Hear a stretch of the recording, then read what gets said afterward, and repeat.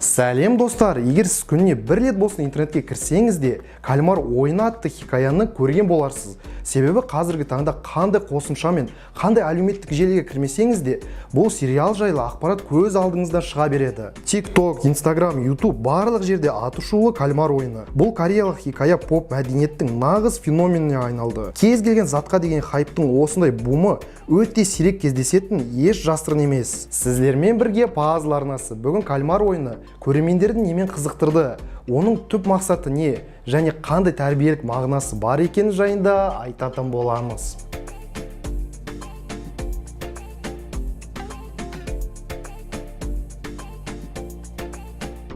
Видеомыз басталмастан арнамызға тіркелмеген жандар болатын болса, дәл қазір видеоның төменгі жағындағы қызыл подписация батырмасына басып, біздің қатарымызға кіріп, қазақша контенттің дамуына септігін қосып кетіңіз. Лайк басып тіркелдіңіз бе?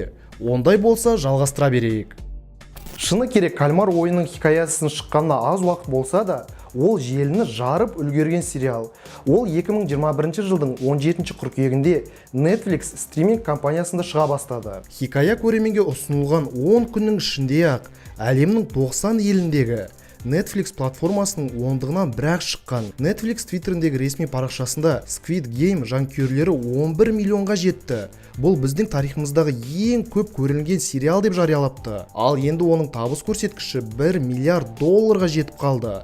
Ал қазір асып кеткен де болар. Әрине барлығын шетте қалдырып, хикаяның сюжетіне көшейік. Сериал қан жауыздық пен қорқынышты сюжетке толы. Хикаяның желісі бойынша қиын жағдайға тап болғаны 456 адам ойынға қатысуға шақырылады. Басты кейіпкерлердің арасында жұмыссыз, қарызға батқан, тұтынушылардың ақшасын ұрлаған қаржыгер, солтүстік Кореядан келген босқын, ми ісігі бар қарт адам, казинода көп ақша жоғалтқан қарақшы, сау әйел және мигрант бар. Әркімнің бұл ойында қалудың өз себебі бар және өз тағдырын әр адам өзі шешетін болады. Ережелер өте қарапайым.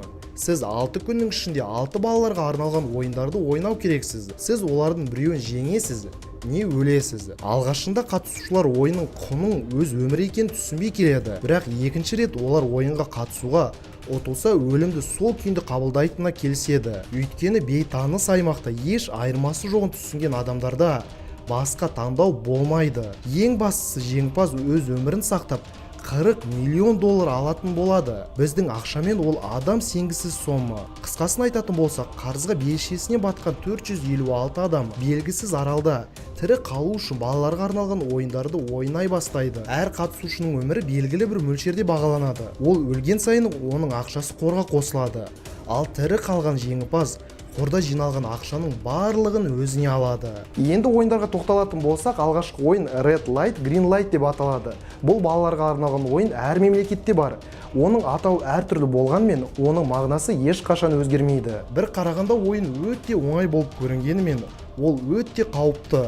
Жасыл түс дегенде алға қарай жылжып, қызыл түс дегенде тоқтап қалу керек.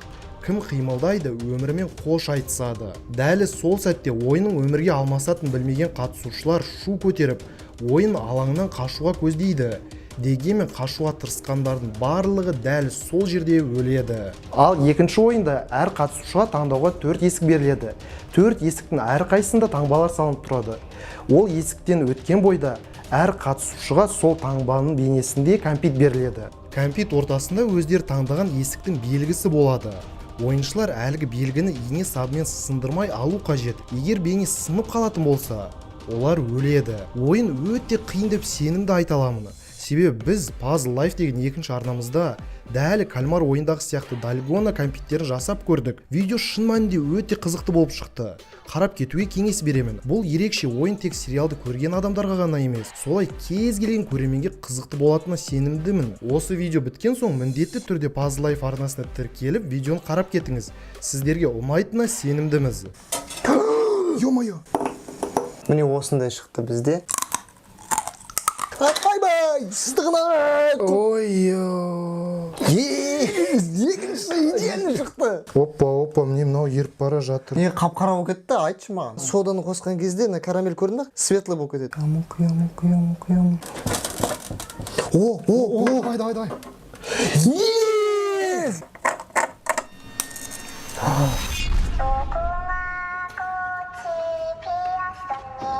Ал енді кейін жалғасатын ойындардың барлығында қатысушылардың арасында өзара қақтығыс пайда болады. Үшінші ойында ойыншылар 10 адамнан 2 командаға бөлінеді. Олар бұл жолы арқан тартысады.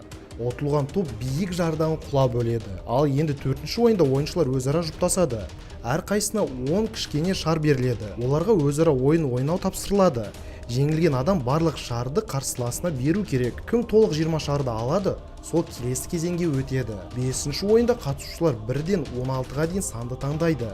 Кейін оларға сол рет бойынша көпірден өтетін хабарланады. Дұрыс емес санды таңдап, осы жол болмаған жандар өз таңдаған әйнектерін шағылысымен өмірлерімен қоштасады. Хикаядағы ең соңғы әрі финалды ойын ол бас кейіпкерлер Ги Хон мен Сан У бала кездерінде ойнаған кальмар ойыны. Сериалның режиссері Хван Дон Хок сценарийін 2008 жылы бастаған.